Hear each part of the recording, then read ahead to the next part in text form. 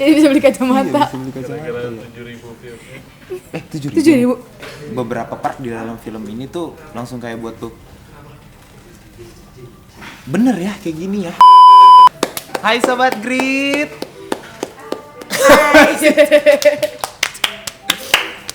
Hai Sobat Grit. Balik lagi dengan ada Randy, ada Acha, ada Mas Ray di balik kamera. Jarang-jarang kita disettingin sama bos. Ya. Hari ini kita ingin melanjutkan pembahasan kita tentang Dua Garis Biru yang kemarin videonya udah tayang. Lumayan booming loh. Akhirnya. Karena di-catch di mana-mana. Oke, jadi hari ini kita bakal belak-belakan menceritakan bagaimana sih sebenarnya. BTW ini spoiler alert. Gue nggak bisa bahasa Inggris ya. Spoiler alert. Kita bakal ceritain atau nggak breakdown semua story-nya dari segi sinematografi biar kelihatan pinter, dari segi teori film biar kelihatan lebih pinter, dari segi pokoknya kita bakal review ini secara jelas banget. Iya. Udah, lu dulu deh sebagai lu yang pertama kali nonton. Apa? Lu yang terakhir kali nonton dibandingkan gua. Ini sombong. Sumpah gue masih benci banget. Padahal undangannya bangga loh. Impressionnya setelah nonton film itu. Keren. Sumpah keren. Gue kayak agak speechless sih karena kayak film Indonesia. Speechless. Jadi kayak gue tuh apa namanya kayak bener speechless karena film Indonesia itu jarang yang drama tapi berbobot gitu nggak sih? Bukan berbeda secara cuman kayak ini lebih relate lah. Iya, Lebih terus relate pesannya tuh bener-bener gini gitu loh. Biasa kan kalau film-film drama kan pesannya ya udah misalnya cintailah orang yang mencintai kamu. Cintailah produk dalam negeri. Misalnya kayak gitu. Misalnya, ini tuh pesannya bener-bener deep banget. Biasanya putus nyambung, kalau enggak dihalangin sama orang tua. Iya, aku baru mau ngomong itu loh. Kok kita sampai mikir? Iya. Aku injuk, Cak.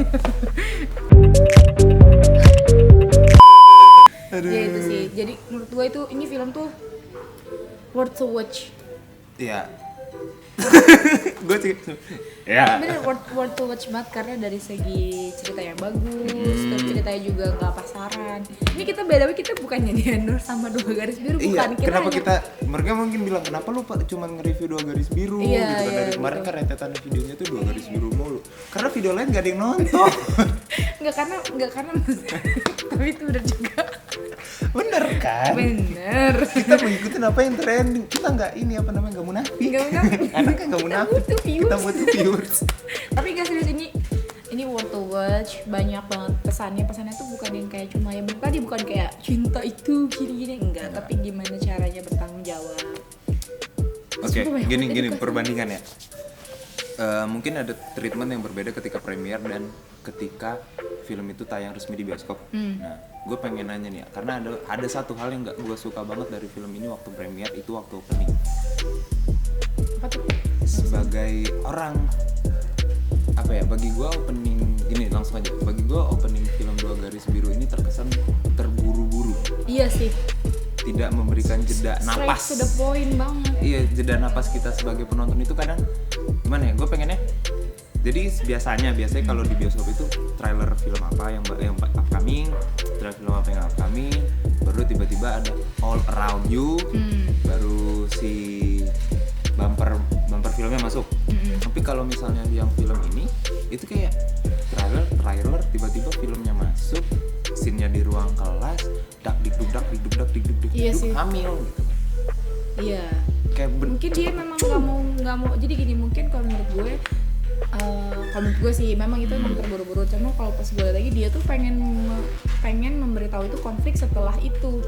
Ngerti nggak sih dampak dari anak muda yang pacaran dan tidak mengerti gitu. Tidak menceritakan ngapain lah gue ceritakan menye-menye di depan opininya, mending gue pada Karena dia belakang nih. bukan drama di bawah hujan. Benar-benar. Ya kan? Dia nggak perlu. हमको हमी से चुरा लो. Astagfirullahaladzim, la ilaha illallah, ini microphone. Yuk. Dari rap dulu deh kalau misalnya Gua dikasih 1 to 10. kalau 1 to 10. gua 1 to 10 itu ya enggak berapa ya? 8 lah, gua berani ngasih 8. Gue 9 sih. Dari overall ya, bukan dari misalnya lu bedah ininya. Kalau overall gua 8. Tapi kalau di Gue bedah 9 itu ada karena nggak tau, mungkin gue terbawa Terbawa suasana. Jadi gue kayak melihat kekurangannya tuh ya sedikit sih. Salah satu hal yang membuat kita terbawa suasana karena mungkin kayak tadi kita berbicara di belakang layar gitu.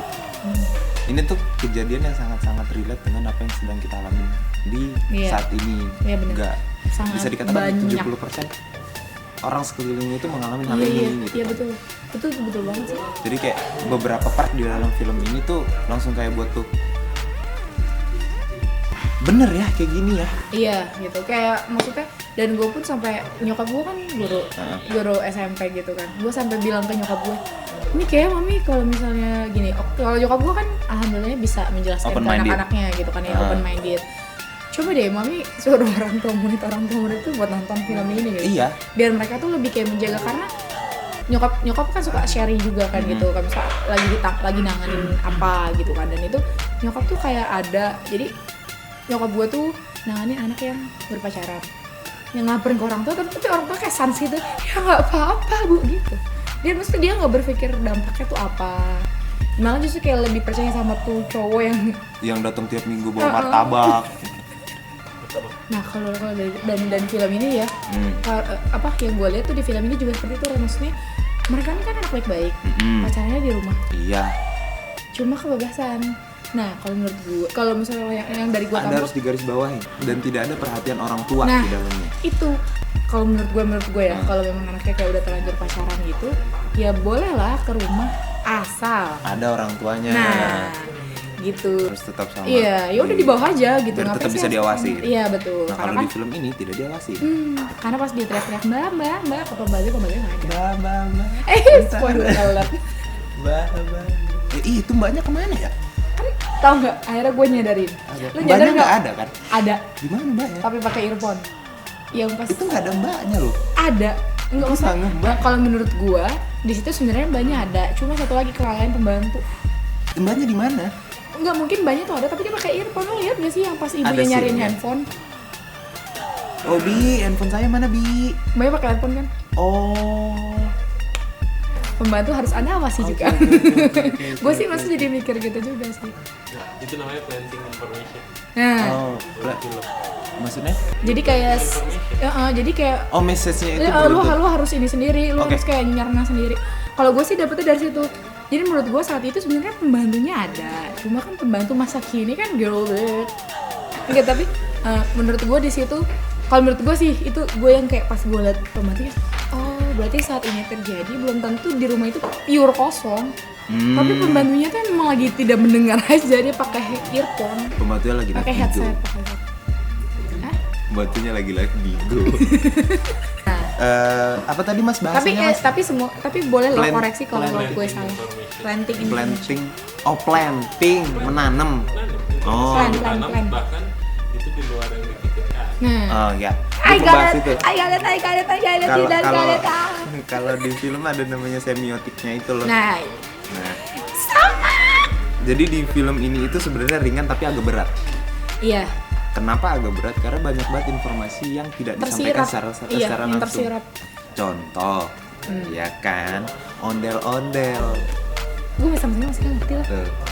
Ngerti gue. Gue cuma gini. Ondel-ondel itu relate dengan kehidupan yang maaf ya sekarang kan ondel-ondel selalu buat jadi pengamen. Ke lingkungannya Angga tuh sedemikian ini sih bawah. Oke. Jadi, masuk juga.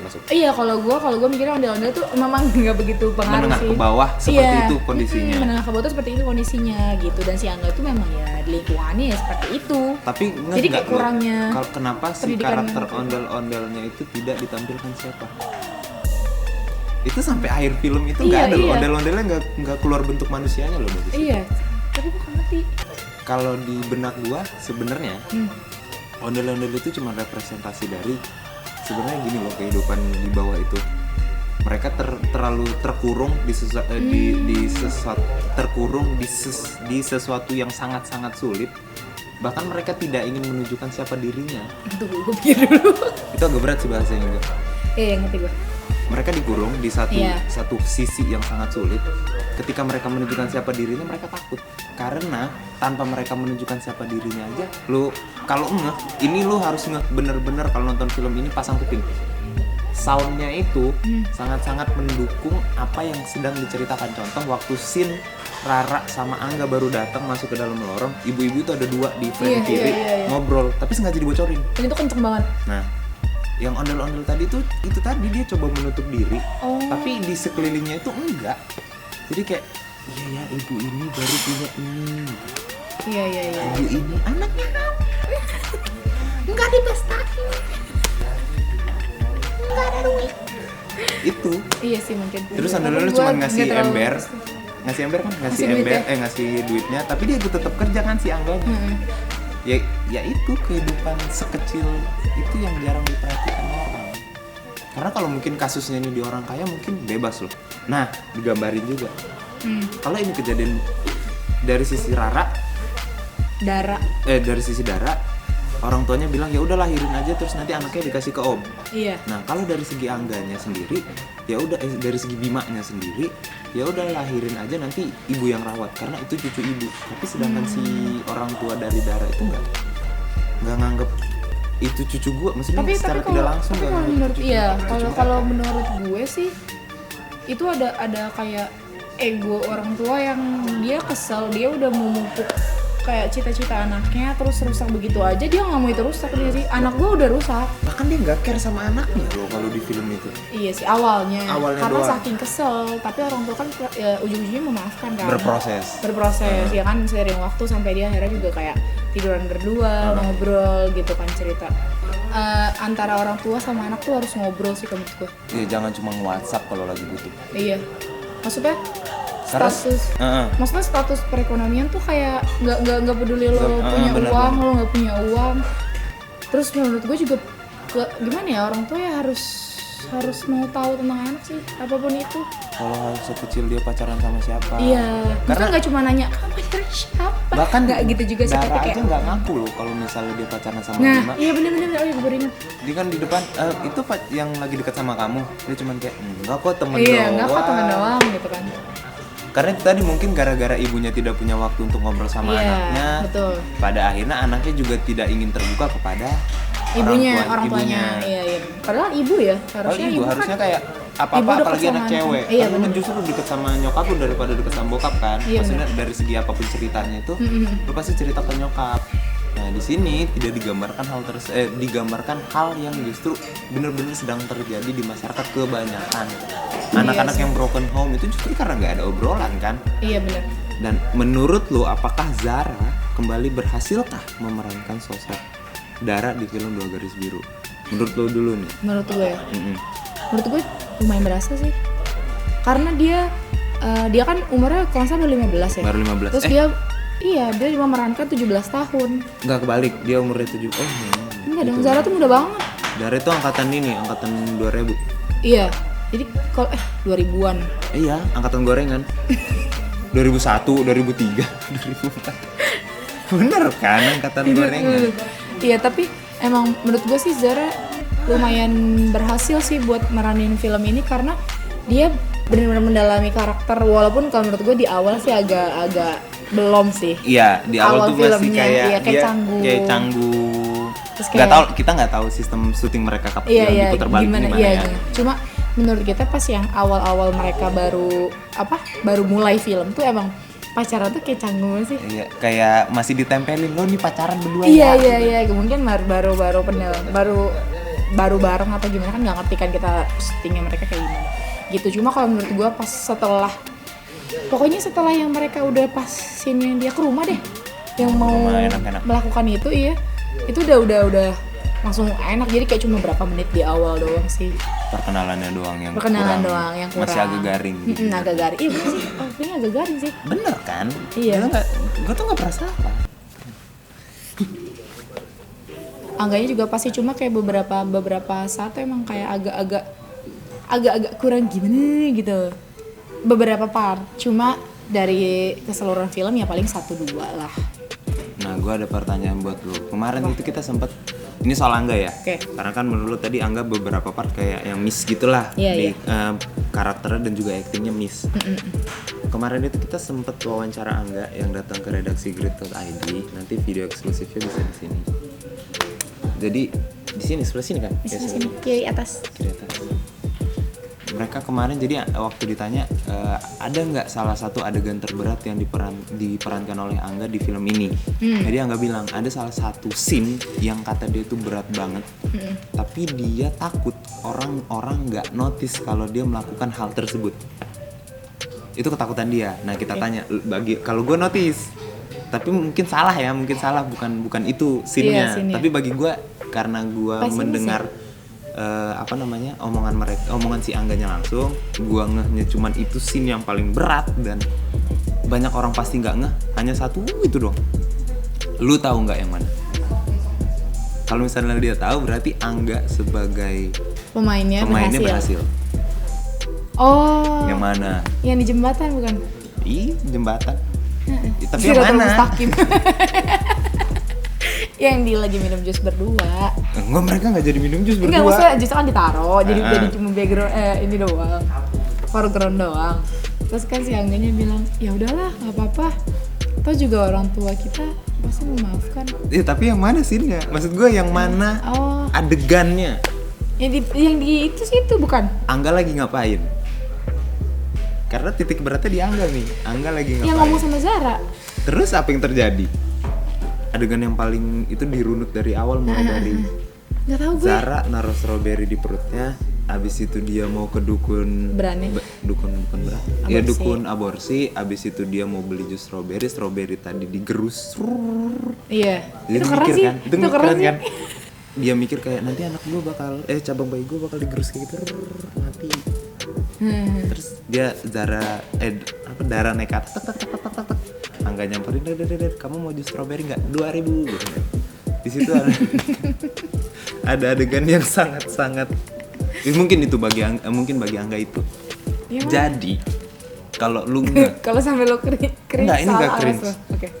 Angga itu ngomong ke Zara yang tadi dialognya, gue lupa tuh dialognya apa tadi yang lu bilang barusan.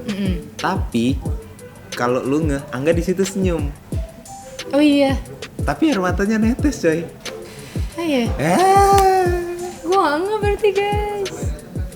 Di situ dia mencoba sekuat tenaga untuk kalau misalnya kita lihat dari filmnya, Oh. dia mencoba sekuat tenaga untuk menenangkan ini orang, Tapi dia dia sendiri- dalam hatinya tuh sakit. Iya, karena dia takut. Itu bener-bener dia senyum, Iya, gue literally senyum terus ngeliat kayak. senyumnya sih. Tapi itu cuman Oh iya, shotnya itu iya, sekian iya. detik doang. Iya. Putar lagi. Iya, gue inget. Itu kayak adegan. Oh iya, yang Itu pas dia keren berusaha banget. menenangkan sih. Iya, benar. Makanya gue bilang tadi yang di awal semiotik juga ini banyak banget Mbak Gina itu nyempilin Iya, semiotik. beberapa pesan semiotik itu tak. Dan emang kalau nonton tuh harus benar-benar jadi nggak ke distrik apa-apa gitu. Iya, Ya udah jauhi nonton gitu. orang-orang yang bawa makanan berbentuk plastik. Iya, karena itu Karena itu waktu dia nanti bukanya itu ngedistract suara lu. Ini serius, gue ngomongnya serius. lu pindah aja Ngedistract sih suara. kalau bioskop kosong. Kalau bisa gelar tikar di bawah. Cio sampai tiduran. Ya udah. Udah. Udah sekian review dari kita. Tentang Boleh lo kalau film. mau kritik, mau saran. Iya, maksudnya Biasanya kita punya fans gitu yang selalu yang selalu komen di bawah. Ada namanya itu Mbak Oke. Oke. Ada juga sama bapak yang di balik kamera hari ini itu juga dia selalu komentar di kita. Ya udah, maaf kalau ada salah kata. Review kita hanya Don't sebatas forget itu. tuh thumbs up. Gue cuma mau ngingetin, ini spoiler banget.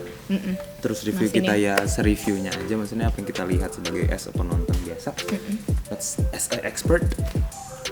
Jangan lupa like, comment, and subscribe and share this video if you liked it. Dan dia Aca pamit.